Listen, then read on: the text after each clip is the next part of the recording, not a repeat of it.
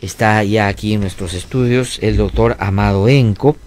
Como ustedes saben, él es procurador anticorrupción, que es una tarea difícil porque uno cree que el procurador puede estar o solo está abocado a algunos casos que son los que más se difunden en los medios de comunicación, pero la Procuraduría tiene una competencia nacional y son centenares de casos los que ve, y algunos tan importantes como los que más se difunden en los medios, pero que, digamos, requieren además de mucho trabajo y mucha diligencia. Él ha venido por varias cosas y vamos a aprovechar, por supuesto, su presencia para preguntarle sobre algunos casos que hoy hacen noticia. Doctor Amado Enco, es un gusto saludarlo. Muy buenos días. Buenos días, clase. Gracias por la invitación. Gracias por haber venido. Bueno, comencemos por lo que es la noticia principal el día de hoy. El 3 de marzo de este año, usted hizo una denuncia penal en contra de funcionarios, y dentro de los cuales se incorporaba el propio Martín Vizcarra, a su viceministra, la señora Molinelli, por el caso más conocido mediáticamente como Aeropuerto Chinchero. Y recuerdo, porque por aquí pasaron varias personas, que lo criticaron duro y severamente, diciendo que no tenía fundamento, que era muy ligero, que quería desestabilizar, que estaba puesto ahí por determinados sectores políticos para hacerle la vida imposible al gobierno, y que inclusive llamaban la atención a la ministra de Justicia: ¿cómo así es que ha puesto un procurador porque está en este tipo de situaciones? Ahora han pasado, digamos, ¿cuánto? Marzo, abril, mayo, un poco más de 2 meses, y los hechos le dan la razón, porque la Contraloría ha identificado una serie de irregularidades administrativas, pero también ha dicho que por lo menos 10 funcionarios tienen que correr la suerte de ir al sistema de justicia. ¿Qué piensas sobre eso? Bueno, como en aquella oportunidad manifestamos, la Procuraduría Especializada en Delitos de Corrupción tiene un trabajo realmente difícil, ¿no? Es un trabajo complicado, es un trabajo a veces no tan bien comprendido, que a algunos muchas veces le puede incomodar, pero como en aquella oportunidad se lo manifestamos, lo único que hizo la Procuraduría, después de hacer un trabajo de análisis de información, de mucha discusión dentro del equipo de litigio, la decisión responsable de solicitar al Ministerio Público una ampliación de la investigación preliminar, porque ya existía una, ¿no? Que se generó a raíz de la denuncia formulada por el procurador del Ministerio de Transportes y Comunicaciones. Así que, estando a toda la información que revelaba la existencia de ciertos indicios que nos hacían calificar a este hecho como un hecho de relevancia penal, lo que correspondía era pedir al Ministerio Público ampliar las investigaciones para incorporar dentro de la investigación el proceso de negociación de la adenda número 1 del aeropuerto, para la construcción del aeropuerto Chinchero, ¿no? Resumiendo, intuyendo que se habría cometido ¿qué tipo de delitos? En este caso, la Procuraduría llegó a la conclusión de que podríamos estar eventualmente ante presuntos delitos de colusión y de negociación incompatible, ¿no? Esa fue la propuesta formulada por la Procuraduría. La investigación se encuentra ya en la Fiscalía. Todo esto es materia de investigación, de esclarecimiento en la Fiscalía Anticorrupción, a cargo del doctor José Domingo Pérez, y será el término de las mismas en la que se esclarezca todo este tema, ¿no es cierto?, se establezca si es que estamos o no frente a estos delitos propuestos, y también se establecerá las responsabilidades penales de los funcionarios públicos y también de los privados que han tenido participación en este proceso. De acuerdo, eso le voy a preguntar de los privados en un ratito, pero quiero quedarme en torno a lo que puede haber sido la participación en un hecho ilícito de algunos funcionarios de el Ejecutivo, en buena medida que estuvieron cerca de la adenda.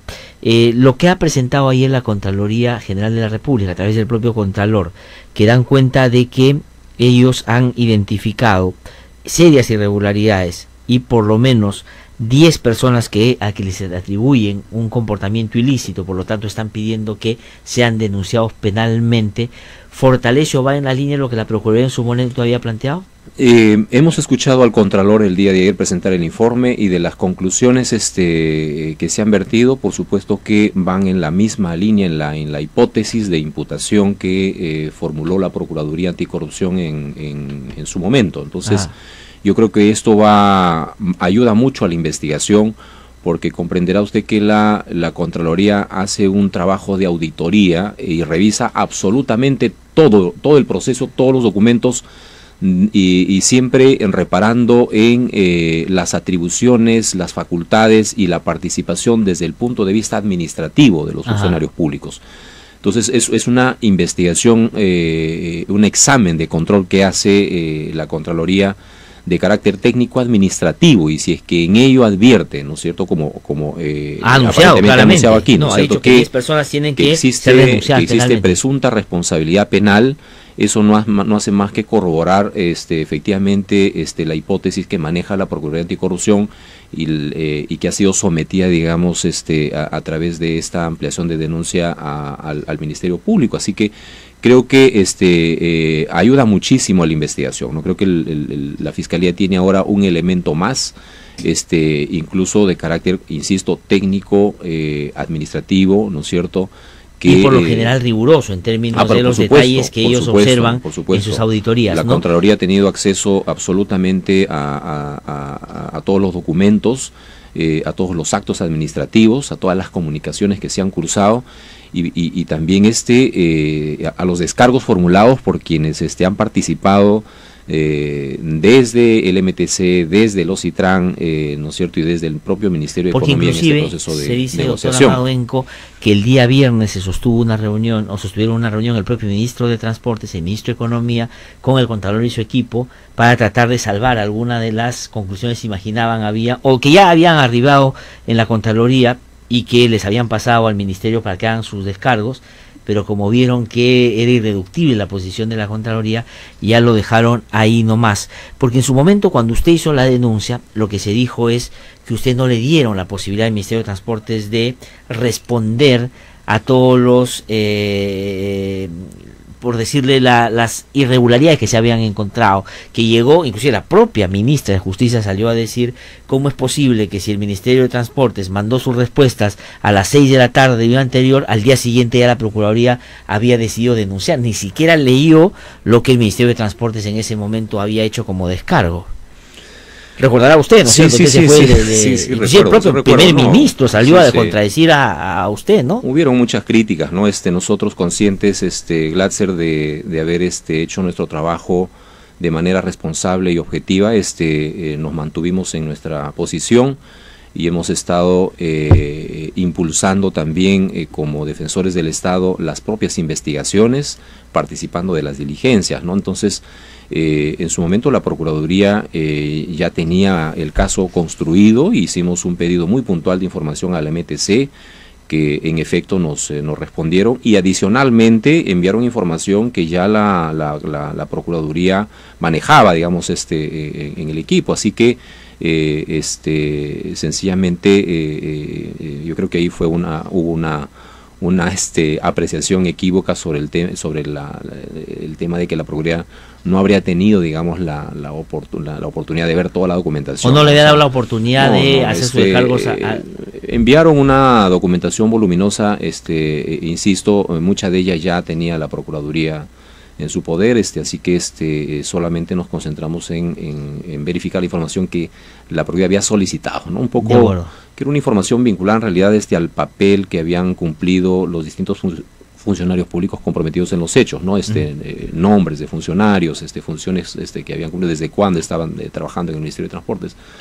Entonces, no es verdad que la Procuraduría haya desestimado o haya dejado pasar por alto información, ¿no? De acuerdo, o sea, digamos, entonces, era una información que ustedes tenían y alguna adicional que la revisaron muy rápidamente para llegar a verificar algunos aspectos. Ahora, pero además, toda esta documentación, Glatzer, se encuentra en manos de la Fiscalía, ¿no? Claro, en este momento hay una investigación en curso, así que será en el fuero, como corresponde, ¿no es cierto?, del Ministerio Público, que está a cargo de las investigaciones, donde se esclarejan estos hechos. Pero creo que por el bien del país era necesario someter a dicho fuero del Ministerio Público un hecho de esta naturaleza, ¿no?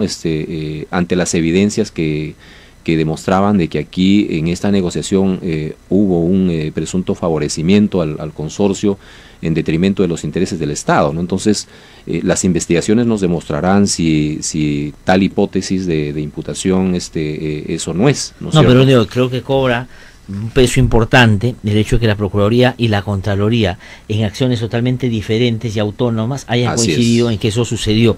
Pero hay una diferencia en torno a lo que la Procuraduría dice y lo que dice la Contraloría, en términos de que la Contraloría no identifica responsabilidad del titular del pliego, es decir, no habla de que el ministro estuvo involucrado y no le imputa ninguna responsabilidad penal.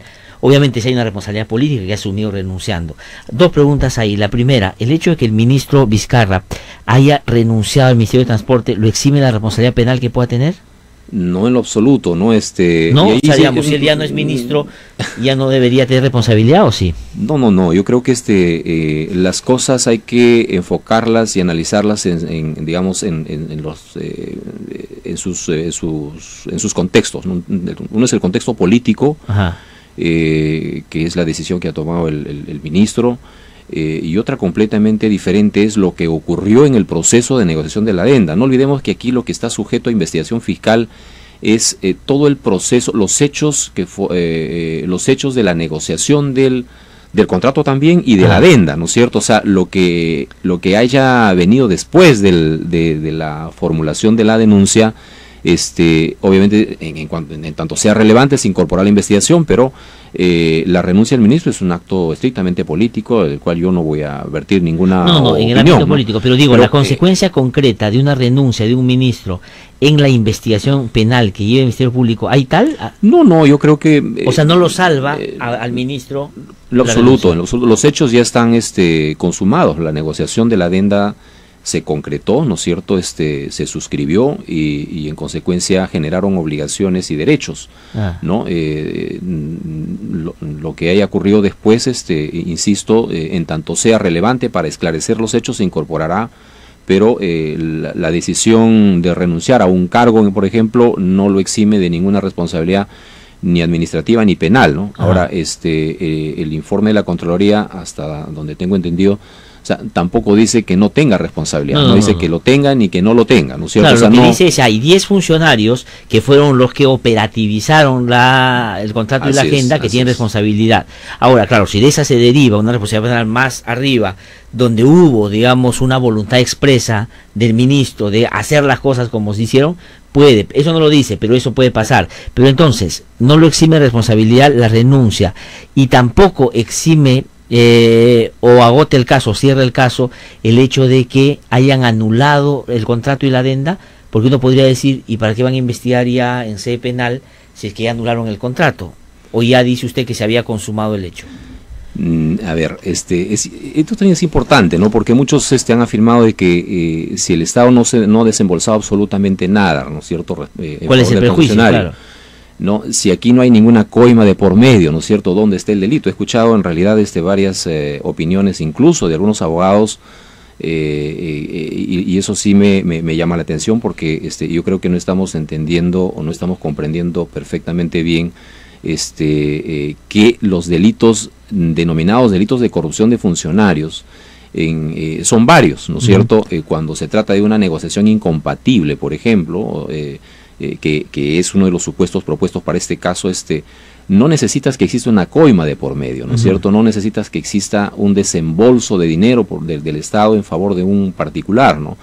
La negociación incompatible tiene dentro de sus elementos del tipo penal de que el funcionario público haya mostrado un indebido interés, ¿no es cierto?, en una negociación, y que eso sea o bien en provecho suyo o de tercero, ¿no? Es evidente que en este caso concreto de la adenda, tal cual están las cosas, todo indica de que estaríamos ante una situación en la que el Estado pasa de una posición de ventaja en una negociación a una de desventaja, ¿no es cierto?, asumiendo prácticamente todo el peso o el riesgo en el financiamiento de esta obra. Lo que dice la Contraloría, procurador, permítame hacer un paréntesis para un poco para cerrar esa parte entonces yo creo que los hechos están ya consumados, ¿no es cierto?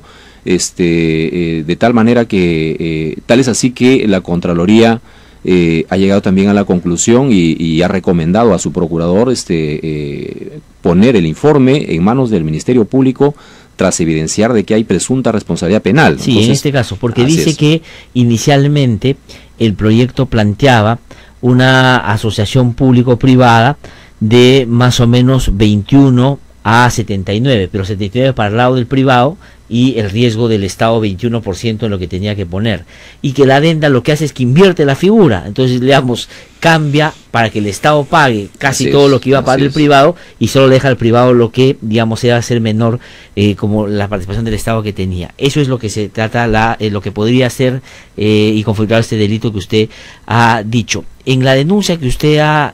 pero entonces eso en tanto que ya se consumó y por lo tanto no se necesita identificar una coima en el camino, ni que hay un desembolso, porque esa es la otra defensa que han hecho. El Estado no ha pagado nada todavía, ¿cómo pueden acusarte de algo si es que no le ha generado ningún perjuicio al Estado? Sí, vuelvo a repetir, hay tipos penales, hay delitos que no, el tema del cohecho, por ejemplo, si es un delito un delito de encuentro en el cual hay, digamos, un pago indebido, ¿no es cierto?, una coima de por medio, ¿no? Sí, el cohecho es el típico caso de corrupción en la que el Estado vende sus funciones, ¿no es cierto?, dentro o fuera de la ley, a favor de alguien a cambio de algo, ¿no es cierto? Entonces ese es el típico caso de corrupción de funcionarios, ¿no? En este caso, por ejemplo, estamos ante presuntos delitos de colusión y de negociación incompatible. Colusión respecto de quienes han tenido una participación directa en el proceso de negociación, quienes han tomado las decisiones, ¿no es cierto? Y aquí están los funcionarios de Ocitran. En este caso estarían los de Ocitran y los propios funcionarios del Ministerio de Transportes y Comunicaciones. El ministro Vizcarra y su viceministra, la señora Molinelli. En el caso del ministro, la propuesta allí es por el presunto delito de negociación incompatible, ¿no? En ese sentido ha postulado la Procuraduría. Será el Ministerio Público quien finalmente decía, pero eso es lo que nosotros advertimos respecto de lo que ha ocurrido, ¿no? Una presunta responsabilidad en esos términos, ¿no? Ahora, el hecho de que no haya firmado la adenda el ministro Vizcarra, sino su viceministra, la ministra Molinelli, libra de responsabilidad al ministro y, digamos, le pone más énfasis más bien a la participación de la viceministra, ¿o no? No, vuelvo a repetir, hay tipos penales que no requieren la participación directa en términos de suscripción de un contrato, un documento, ¿no? Recordemos que en este caso concreto, el titular del sector participa en los hechos a partir, primero, de que es a su despacho a quien llegan las comunicaciones de manera directa de Ocitran, ¿no? Recordará usted que en los hechos hay un punto, un detalle, por ejemplo, que es un correo electrónico que la señora Benavente, exfuncionaria de Ocitran, presidenta de Ocitran, le advierte al titular del sector sobre... Y se renuncia después a Ocitran. ¿Cierto? Entonces, alcanzándole toda la argumentación técnica que a criterio de Ocitran como organismo supervisor en estos temas, de que la adenda constituía un riesgo para los intereses del Estado, ¿no? Entonces, el ministro es quien aprueba la adenda por resolución ministerial y autoriza a su viceministra para que se firme. Estando advertido de que esto podía haber sido lesivo para el Estado peruano. Y ha habido siempre una defensa pública, por supuesto, por parte del titular respecto a los presuntos beneficios de la adenda, de tal manera que son estas participaciones objetivas del titular del sector que han ameritado, ¿no es cierto?, para que la Procuraduría pueda solicitar sea incorporado en las investigaciones. Ahora, ¿no? El ministro, a pesar de que el ex ha dejado de ser ministro, tiene todavía la cobertura de la inmunidad por recientemente haber sido ministro, la tiene por un determinado tiempo. Así es. Es decir, si es que la investigación avanza, para la investigación no se necesita que deje esa investigación, pero sí cuando se inicia un juicio ya más adelante. Sí, el Ministerio Público, a ver, en el caso del titular del ministro de Transportes, como correspondía por su condición de alto funcionario público, la Fiscalía Anticorrupción envió los actuados a la Fiscalía de la Nación, ¿no? Que se encuentran en la Fiscalía de la Nación, que es donde se determinará el inicio o no de las investigaciones preliminares, que para iniciar investigaciones preliminares no necesitas tener una autorización, ¿no es cierto? O sea, ahorita no hay una investigación todavía. En este momento no. En este momento ¿Van a pedir ustedes que inmediatamente le abran? Eso se ha solicitado a la Fiscalía de la Nación que se pronuncie respecto a la remisión de actuados que formuló el doctor José Domingo Pérez. Yo me imagino que en los próximos días la Fiscalía de la Nación se pronunciará sobre este tema. Pero para investigar, para iniciar una investigación preliminar, no se necesita ninguna autorización. Ahora, pero cuando se formalice la investigación, si es que se llega a formalizar una investigación preparatoria, en ese caso sí se va a requerir obviamente el pedido de autorización al Congreso de la República. Ahora, doctora Maduenco, ¿y va la Procuraduría a solicitar o que se incorpore a la investigación el informe de la Contraloría, o ya el Ministerio Público de oficio debería ya incorporarlo? Hasta donde tengo entendido, ya el día de ayer habría ingresado el informe de Contraloría directamente a la Fiscalía a cargo de la investigación, así que ya está incorporada, ¿no? Que creo que esa es una de las recomendaciones que indica el informe de la Contraloría, ¿no? Ahora, la Contraloría habla de la participación de los funcionarios públicos, pero ustedes hablan también de los miembros del consorcio y de la empresa que podrían, de hecho, para bailar tango se necesita dos. Si hay un acto de corrupción, tienen que haberse dado el encuentro de dos partes.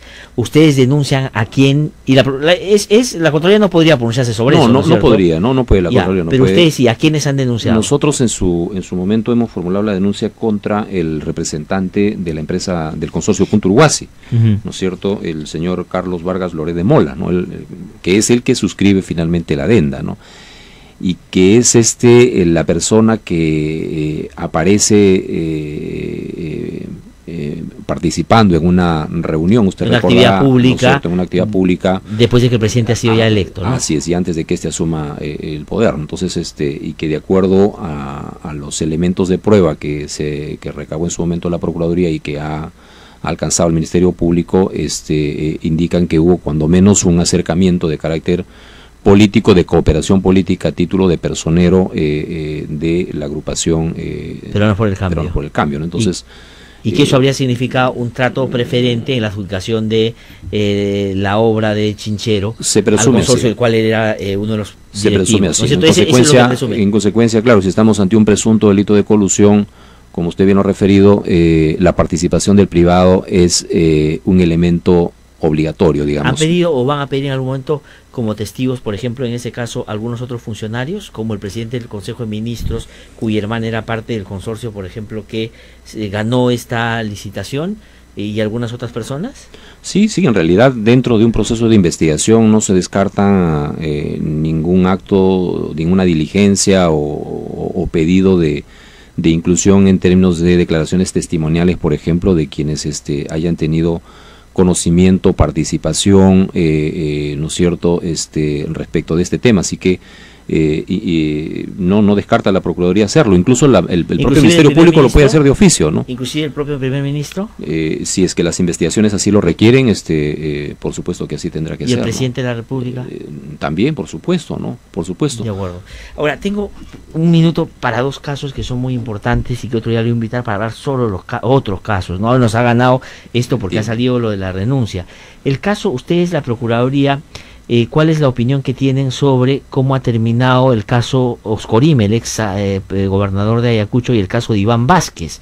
Que por un lado han capturado al gobernador de Cusco por el caso Odebrecht y va preso, pero es como que, digamos, uno entra y salen dos, porque han salido estos dos. ¿Ustedes están conformes con eso? En lo absoluto, la verdad, preocupados porque creo que aquí tiene que haber una confluencia de trabajo firme, decidido, responsable, por cierto, ¿no?, en la lucha contra la corrupción. Entonces, a nosotros nos ha sorprendido el fallo de la Sala Penal Permanente, que por mayoría, a nuestro juicio, decidió de manera irregular, sin fundamento jurídico, ¿no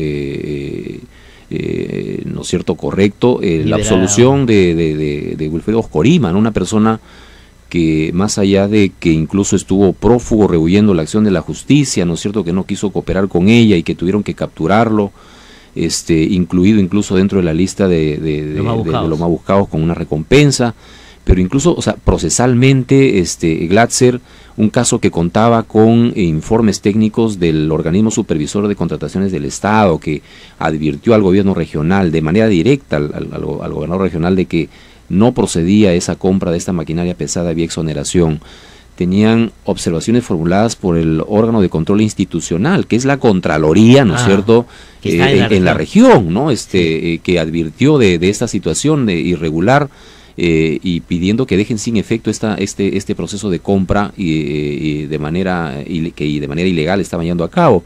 El MEF alcanzó 23 observaciones que advertían que también esta situación no podía proceder. O sea, y una serie de pruebas más en el proceso que demostraron de que aquí hubo una compra basada en un supuesto situación de emergencia o situación de peligro, que a nuestro juicio y a criterio de las instituciones que analizaron el caso nunca lo hubo, solo con la intención de favorecer a estas empresas en la compra de maquinaria pesada por 20 millones. La Corte Suprema ya se cerró el caso.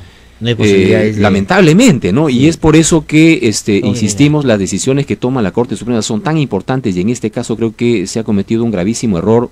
Yo destaco el voto singular del doctor Iván Sequeiros, una persona que tiene amplia experiencia en temas de anticorrupción, que de manera clara sostiene de que aquí creo que ha habido un uso abusivo, considera también la Procuraduría, de este mecanismo de casación excepcional, ¿no? Que solo debe llegar a la Corte Suprema para desarrollar jurisprudencia, doctrina jurisprudencial en temas que excepcionales, que no quedan bastante claras, ¿no? Pero aquí estaba clarísimo, ¿no? La norma penal y la norma procesal penal es bastante clara sobre el tema de la imputación y sobre el tema de la valoración probatoria.